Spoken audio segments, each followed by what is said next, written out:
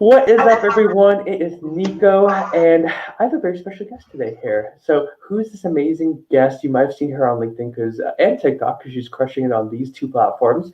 But some like to call her the Queen of Bees, and I can say that's a true statement. So, who's my special guest today? Hey guys, I'm Shevelle Stephens and I own an apiary. For those of you who don't know, apiary is a bee farm and my company is called Revival Queen Bees. And we sell queen bees to local beekeepers in Alberta and also surrounding areas. And we sell honey and we have a bit of fun on TikTok and social media trying to educate people about bees. So I always tell my guests, and much like I told you, what's one tip that you can give my audience today? So I'm going to gear towards how you've been able to be so creative on TikTok. So tell us why you're on that platform and how you're so creative because your content's so fun. Oh, thank you. So I guess my one tip to people is when you think that your life is boring, it probably isn't. Really break down every aspect of your day and try and see things as a beginner. And remember what you used to think was really amazing, but you've kind of just become accustomed to it. And you'll kind of figure out that there's actually a lot of content opportunities in your life. You just have to look at it from a fresh perspective. And that's kind of what we've done for TikTok. So we joined TikTok. We didn't have much of a plan when we started. We just knew that we needed to get some attention before we could even really execute any kind of goal. So we jumped on a couple trends and then kind of let the audience take us from there by listening to what they had to say. And then we decided that something we could use TikTok for, which was working really well, was educating the general public about the beekeeping industry, about how we take care of bees and essentially the fact that we don't have to harm our animals to be beekeepers or to produce honey, and also trying to get people interested in becoming beekeepers. We found out that a lot of the younger generation has some negative misconceptions towards beekeepers. So we've had a lot of fun finding creative ways to kind of nip those in the butt and just show people that beekeeping is fun and that you don't have to be afraid of bees and that beekeepers are not terrible people. And she did not pay me to say this, but after seeing her content, I started looking at what is that one honeycomb? It's a big startup, but like you don't have to harm the bees. You just have to turn a knob and the honey dispenses. I don't know if you know Oh that yeah, company. the flow hive, yeah. I started looking at it and I was like, $750 is an investment, but I'm kind of leaning towards it. So selfishly, you might have converted someone here in the States. So walk us through, because you're right, there is a misconception about bees and honey. What got you into this industry specifically? Well, I've always been interested in biology, so I studied biology, and I did my master's degree in New Zealand, and I met my husband there. Some of the best honey in the world, I heard from there. There's some pretty amazing honey in New Zealand, Manuka honey. It's got crazy amounts of antioxidants. It's very expensive, and you have to be a little bit careful because there's a lot of fraud in that industry. So you want to make sure you buy from a reputable source, preferably directly from the beekeeper. But if you can't, do your research and make sure that that company you're getting it from is a known, reputable producer of Manuka honey. So yeah, I met my husband there, and he grew up beekeeping. His parents owned a queen breeding apiary. And when we moved back to Canada, we kind of knew we wanted to own our own business. And that was something that I've known my whole life, was that I eventually wanted to do that. So we kind of sat down and tried to figure out what made most sense for us and what we'd be passionate about. And bees were a perfect fit. So we started beekeeping in Alberta because it was also a perfect fit for the location. Alberta is one of the best places in the entire world to produce honey. We have very long summer days, and we also have a lot of flowering crops. So as long as it's light outside, the bees are going to work and they're going to collect nectar. And in our area, the average yield for a hive is 150 pounds. So each hive that we have will produce on average 150 pounds of honey per year. So it doesn't take long to get enough honey to be able to bring in a decent amount of money. So it's a great question, because I apologize for interrupting. Out of the 150, how much do you personally eat? Because that's tempting. Like 150 pounds, that's a lot. So. I never used to even eat a lot of honey. Growing up, I only had the store-bought honey, and I just never liked it. But I found out later it was because it was pasteurized, which means it's cooked, and that really kills a lot of the flavor. So now that I'm a beekeeper, I probably eat honey almost every day, and my husband eats probably a jar every week, which is way too much. But I mean, it's essentially free food for us, and it's delicious, and we know that it's real and natural. So I've definitely become addicted to it. I use it in a lot of things now, and I assume every beekeeper probably does that by now.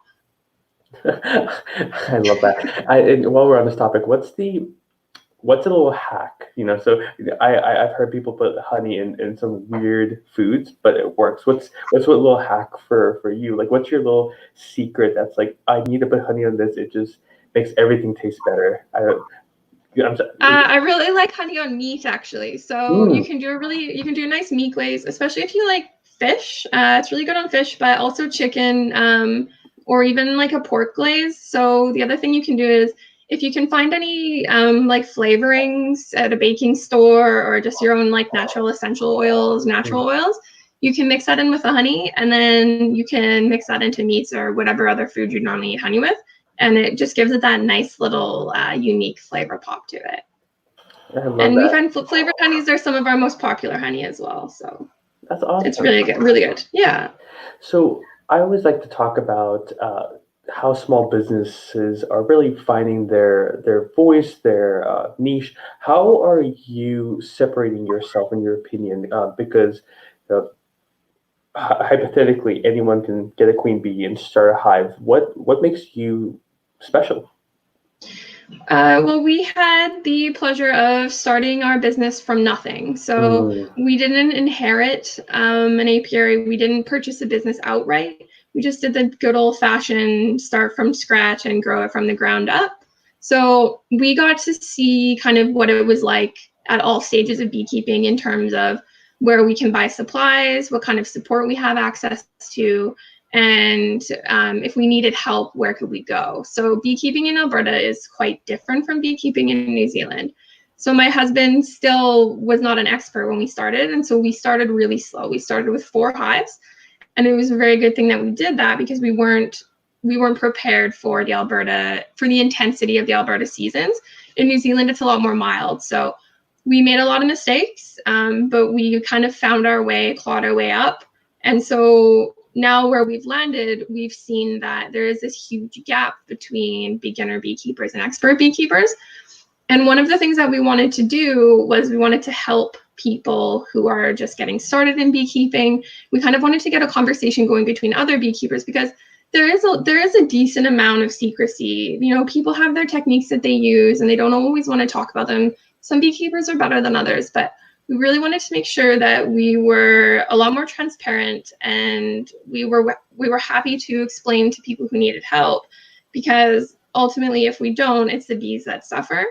And beekeeping can be such a fun hobby or a fun business if you can find the right support, and if you can basically find other people that you can lean on. And you can read all you want about beekeeping, and that will help, but it is one of those things where you need to do it, and you need to make your mistakes, and you need to learn from somebody who's already been through it. And it has to be specific to your area as well. So if I learn from someone in California, it'll help a little bit, but I really need to learn from people in my local area. So kind of got on this mindset that we wanted to help. And we also got excited in that sense about producing queen bees, because in Alberta, there aren't a lot of local queen bees available. mm, And that's because the season is very short, and it creates some logistical nightmares for producing queens. But if you can have a local queen for your hive's going to do a lot better, because that queen is presumably adapted to the local conditions. And our winters here are horrible. mm. So it's every winter we'll probably get maybe a week or so -40, and that's -40 Celsius, -40 Fahrenheit. It's actually where they converge. So it does get cold, and we need to make sure that our hives are adequately prepared for that in a multitude of ways. And one of them is through genetics. So local queens that come from stock that have been proven to survive the winter is kind of our focus, and all of it ties together in helping beekeepers. And a lot of our social media content, especially on Instagram, you'll see tips and tricks for beekeepers. LinkedIn, we focus a lot more on the business of beekeeping and kind of sorting out those nuances. And then TikTok is a little more open for everybody in the public. But eventually, as TikTok kind of ages up, if it does, and as more people come over, we will kind of start shifting our content a little bit more towards speaking to beekeepers about beekeeping techniques, while still trying to keep it interesting for the public. So we're kind of at the beginning stages of our content strategy on TikTok, and it will start to shift, but I think it will still be really interesting for everybody to kind of see what we're up to. Oh, there's so many places we can go with that because you hit all the little nuances that I love talking about. But one thing that I've seen you especially do really well here on LinkedIn and what I've seen on TikTok is building community. Can you talk us through why you put such an emphasis of both the education of beekeeping, but also because you take time out of your day to make content, right? This doesn't directly lead to any tangible business, net, right? Like it can, but one piece of content, you might be really tempted not to do it. So why do you put such an emphasis on content and community? Well, because I think that everybody benefits from that. So I think from what I'm seeing, and I think a lot of people are seeing, is that hard selling just isn't what people want to see anymore. People are looking for a more personal connection, and people want to learn. And there is so much free advice out there on the internet already. So I think might as well join in and make sure that that information that's getting out there is actually accurate and that it's not false information. So that's one thing that we really focus on, is being a source of accurate information and being a place where people can come and talk to us and they don't feel like we're going to judge them. And I think that by building a community, everybody wins because everybody's benefiting. And so if I put out 3 weeks of posts where I'm really just trying to help people, then I think that I feel better and everybody else feels better if I put out then one post that talks a little bit more about what services we provide. And I think that basically building a community is the only way forward at this point, especially as Gen Z starts to get a little bit older. From what I'm seeing, they're not very tolerant of hard sell and straight up advertising. But if you become part of their community, then they're happy to let you talk about the products and services that you provide. And they'll even come to us and ask us without us telling them. And I've personally seen some of your content and shared it with other people. And again, I mean, you put out great stuff, but the reason me saying that is I'm so moved by the content. I'm now spreading your voice and your message of what you're doing. And I think that's something that content and social media is fantastic for, is facilitating that conversation. So I want to go back a little bit into when you first decided to really create content, because you're not a marketer. I'm the author of We're All Marketers. I think everyone's a marketer, but you didn't get the education of a traditional marketer. Yeah. Why did you decide to do it? Because that's a big leap. Like someone might be watching and say, oh, it's so easy for her or him or whoever. But walk us through, why did you decide to do that and how you got started? Sure. So, I consider one of the biggest mistakes that I made was not focusing on marketing at all for the first 3 years of my business. I thought, oh, I don't need to, my products sold out and I always had a waiting list. And I just thought, well, marketing is just for selling. I don't need to do that because I'm selling out. But then as I kind of started to see the problems that I mentioned in the industry and the lack of education and the kind of the lack of community in some areas, and my ambition started to grow, I realized that marketing was going to actually be a very important part of what I wanted to do, because otherwise, if I just come out of nowhere, no one's going to take me seriously. They're not going to know if they can trust my information. So what I started doing was probably only last summer, I started listening to a lot of podcasts. I started doing a lot of reading because, as you said, marketing was not something that I had ever studied. The closest I had ever come was I studied a lot of psychology in university.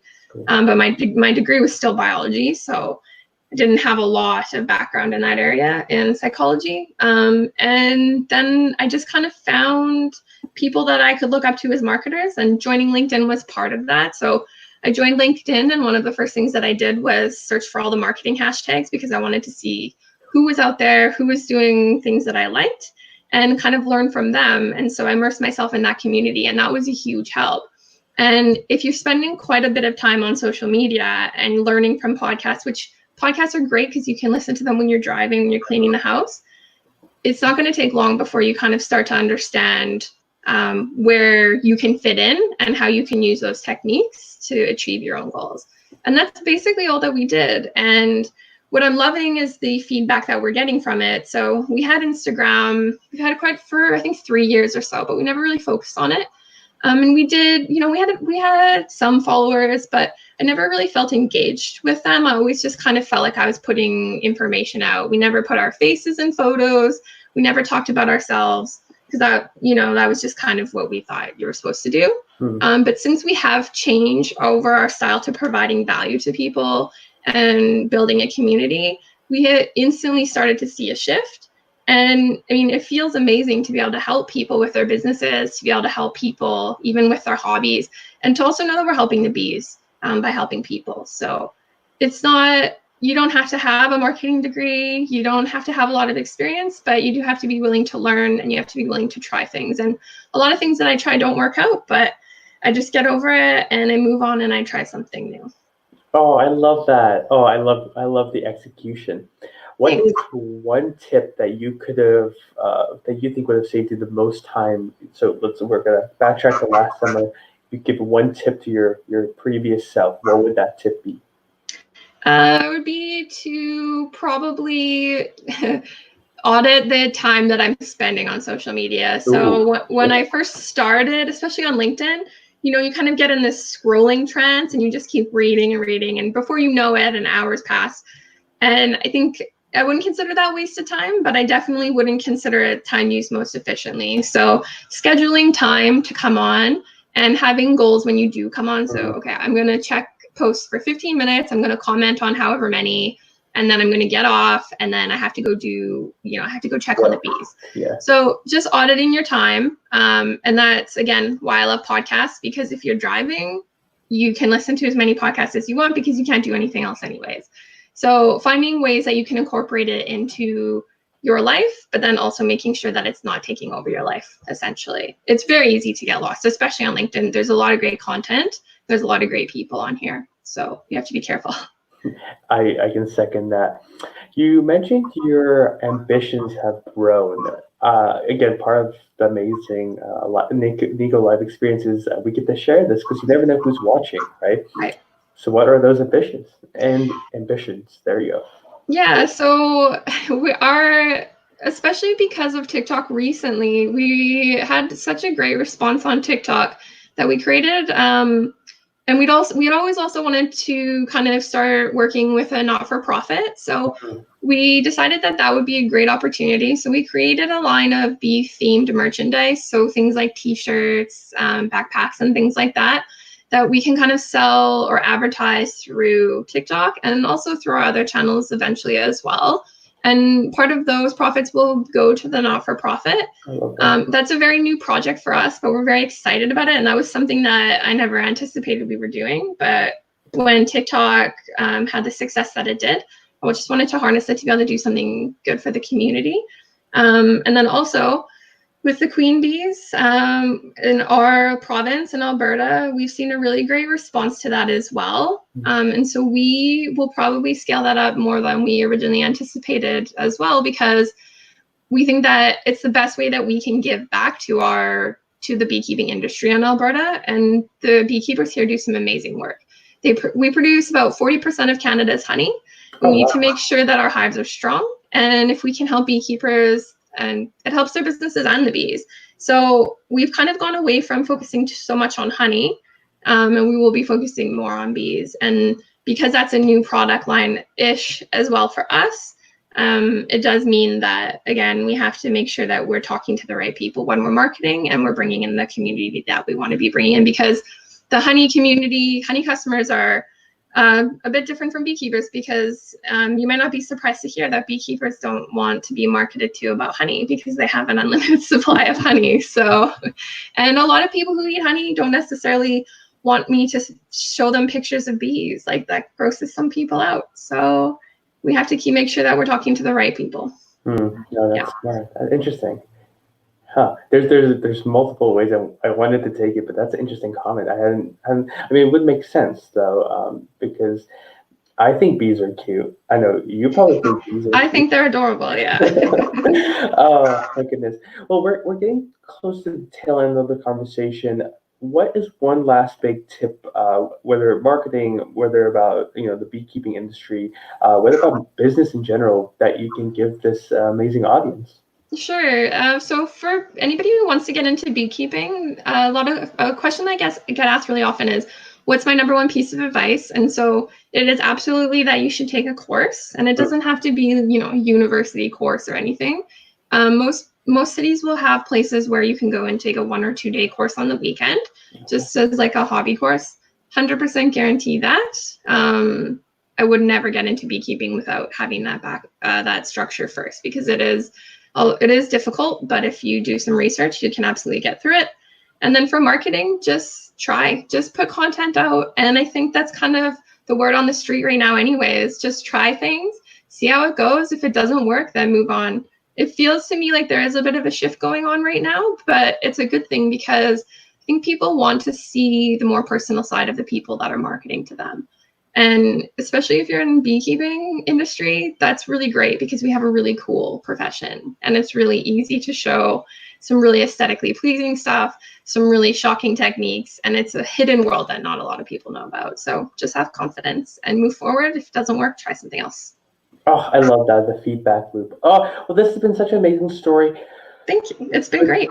It's right, and I'll be honest. I've been wanting to have this conversation for so long, because partly because of your content and my past with healthcare.